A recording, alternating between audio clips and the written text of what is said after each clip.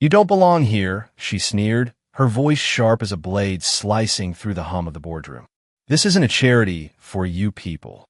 Lena Jackson stood frozen, her resume trembling in her hands, as Margaret Pierce, the icy blonde operations manager, glared at her with pale blue eyes that seemed to strip her black skin bare.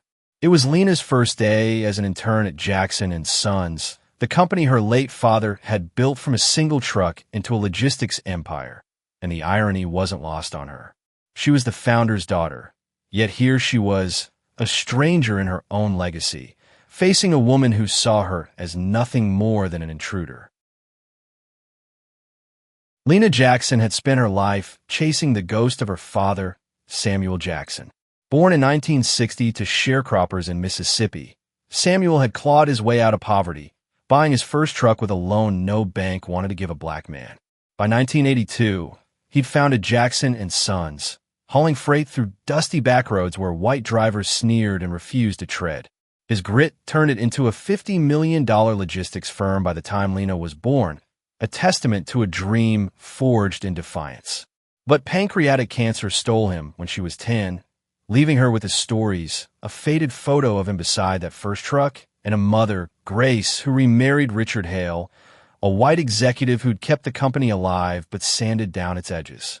At 24, Lena graduated from Howard University with a supply chain management degree, her father's pride a quiet flame in her chest.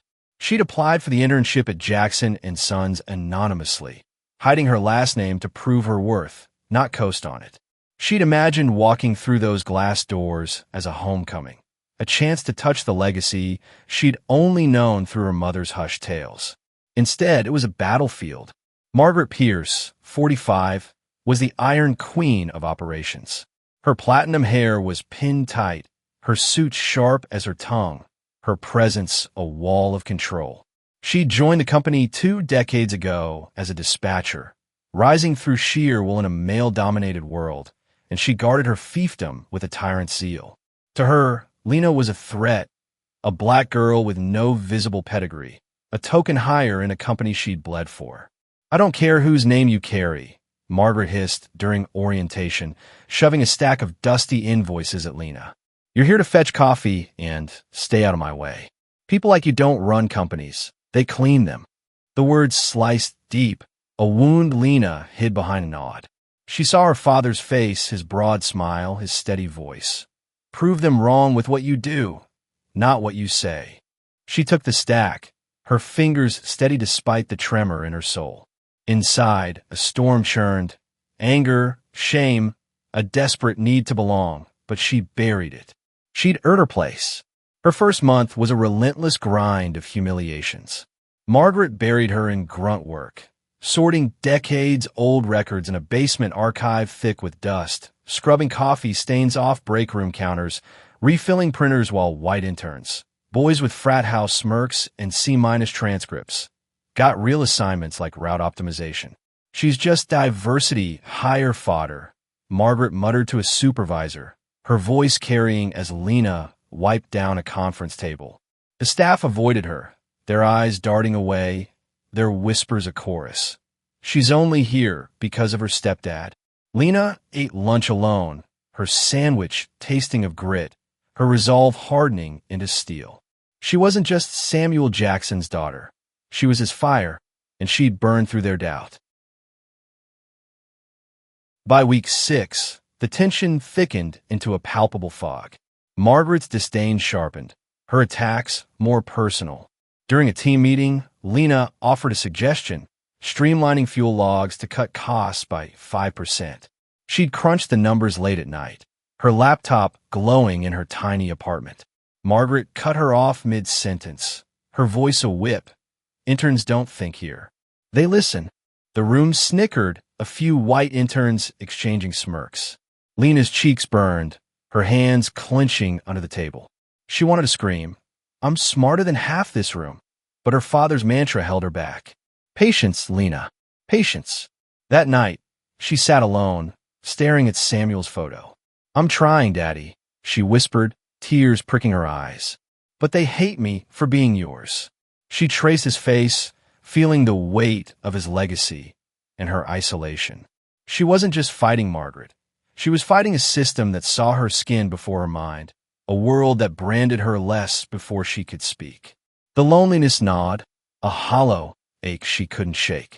The next day, Margaret escalated. She accidentally spilled coffee on Lena's desk, soaking her notes. Hours of work on a supplier audit. "Oops," she said, smirking. "Guess you'll have to start over. Better hurry. Those reports are due by 5. Lena salvaged what she could, her jaw tight, her heart a drumbeat of rage. She stayed late, the office a tomb of silence, her fingers flying over the keyboard. At 2 a.m., she finished, emailing the reports with a subject line, "Done." On time. No reply came, but she imagined Margaret's scowl, and it fueled her.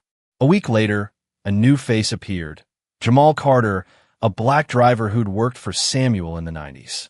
Now 50, with graying temples and a warm grin, he spotted Lena in the break room.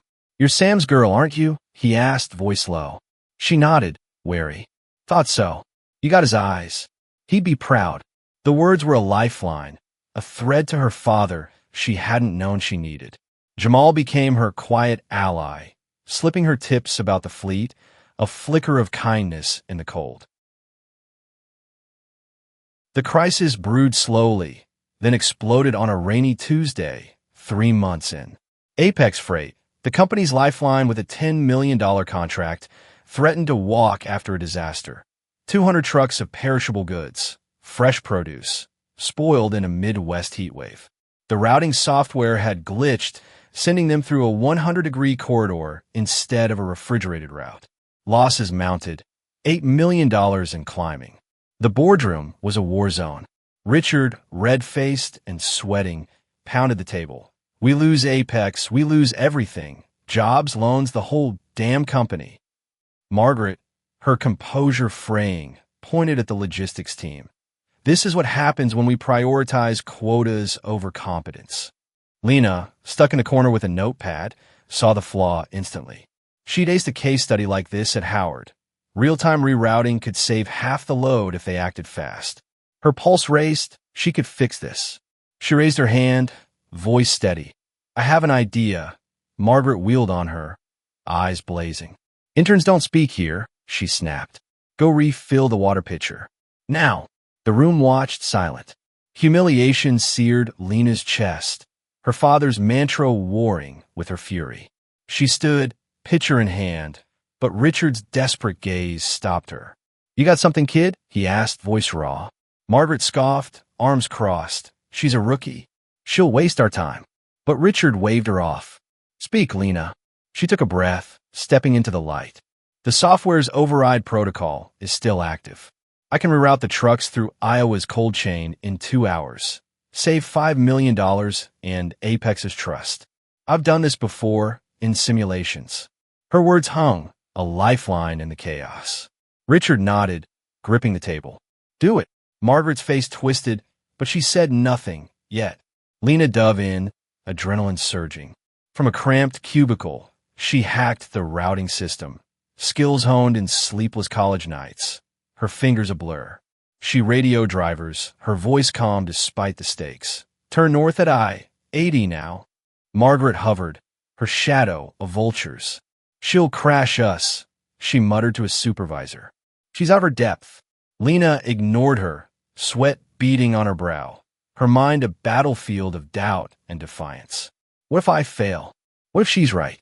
Her hands shook, the weight of her father's name pressing down. But his face flashed. "Prove them, Lena," and she pressed on. Jamal called from the road, his voice crackling. "I've got 10 trucks with me. Tell me where to go, kid." She guided him, rerouting through a storm front to save a load of apples. By 10 p.m., reports trickled in. 50 trucks safe, produce intact. By midnight, 100. Apex's CEO called Richard. "You pulled a miracle. We're staying." Richard burst into the cubicle, clapping Lena's shoulder. "You saved us, kid. Jesus, you saved us." She smiled, exhausted, her chest tight with pride and pain. Margaret stood in the doorway, silent, her smirk gone, her eyes a storm. The next morning, the board met. Richard dropped the bomb. This is Samuel Jackson's daughter. She's why we're still here. Gasps rippled. Margaret's face paled, her hands clenching. Lena stood, her voice quiet but firm. I didn't do it for applause. I did it for him. The room shifted, shock, then respect. Jamal caught her eye from the back, nodding. But Margaret's glare lingered, a promise of war. Victory didn't heal the wounds. Lena's promotion to junior analyst came swiftly. Her cubicle swapped for an office with a window. Staff nodded to her now, some with warmth, others with unease. Jamal brought her coffee one morning, grinning. You're your daddy's girl, all right. She laughed, but the sound felt hollow. Margaret's words echoed. You're still not one of us, and doubt crept in. Am I enough? She'd won, yet the sting of being less clung like damp rot. That night, Lena sat on her couch, clutching Samuel's photo, tears falling. I did it, Daddy, she whispered. But why does it still hurt? She'd proven them wrong, but the isolation lingered, a black woman in a white world, always proving, never belonging. She wrote in her journal, they'll never love me, but they'll respect me. That's enough. The lie tasted bitter. Margaret, meanwhile, unraveled. At home, she stared at her reflection, her perfect facade cracking. She'd built her life on control, on proving she belonged in a man's world. Lena's triumph gnawed at her. A black girl, young, untested, had outshone her. She poured a whiskey, hands shaking. I'm not wrong, she muttered. But the mirror disagreed. She saw her father's face, a stern white farmer who'd taught her strength meant crushing others. Had she crushed too much? Margaret struck back. 2 months later, she sabotaged a $3 million shipment, rerouting it through a flood zone, then blaming Lena's new protocols. The board convened, losses piling up. Margaret stood, voice steady. Her inexperience is tanking us. I warned you. Lena's stomach dropped, her office suddenly a cage. She checked those routes. Someone had altered them. She dug through logs, heart racing, and found the culprit. Margaret's login, time-stamped at 3 a.m. In the meeting, Lena stood, trembling but resolute. This wasn't me. It was sabotage. Here's the proof. She projected the logs, Margaret's name glowing. The room gasped. Margaret's face drained, her voice rising. She's lying. She's framing me. But Richard, stone-faced, intervened. Enough. We're auditing everything. The truth unraveled. Margaret's fingerprints were everywhere. She was suspended, her empire crumbling. Later, she found Lena in the parking lot, rain streaking her face. You think you've won? She spat. Lena met her gaze, rain soaking her curls. I didn't win. You lost, because you couldn't see me. Margaret's shoulders slumped, her fight gone. I was wrong, she whispered, voice breaking. Lena nodded, not forgiving but understanding. Learn from it. The reckoning peaked 4 months later. Margaret's team, still loyal, botched a $2 million shipment. Overconfidence, not software, losing a key vendor. The board demanded answers. In a packed meeting, Margaret deflected, her voice shrill. I've carried this company for years. This is a fluke. Lena stood, her data crisp. Your team ignored protocol 3 times. I have the logs. You stepped on people to climb, and it's collapsing. Her eyes locked on Margaret's, unflinching. The board voted. Margaret was demoted to supervisor. Her reign ended. After, Margaret approached Lena in the hall, eyes red. I underestimated you. I was wrong about everything. Lena paused, her anger softening. Not forgiveness, but a truce. You saw my skin, not my strength. Learn from it. I had to. Margaret nodded, tears spilling, and walked away, a shadow humbled. 10 months later, Jackson & Son soared, its fleet repainted with a truck under a rising sun. Lena's design, her father's vision reborn. At the annual gala, Richard handed her a framed photo. Samuel beside his first truck, grinning. He'd be proud, he said, eyes wet. Jamal raised a glass from the crowd, smiling.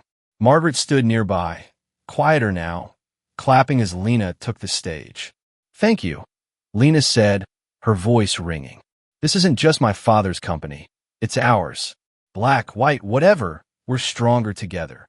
The room roared, hands of every shade raised, a tapestry of unity Samuel had dreamed of. Lena smiled, her shadow stretching long and bright, her father's fire alive in her eyes. She glanced at the photo, whispering to herself, "We did it, Daddy.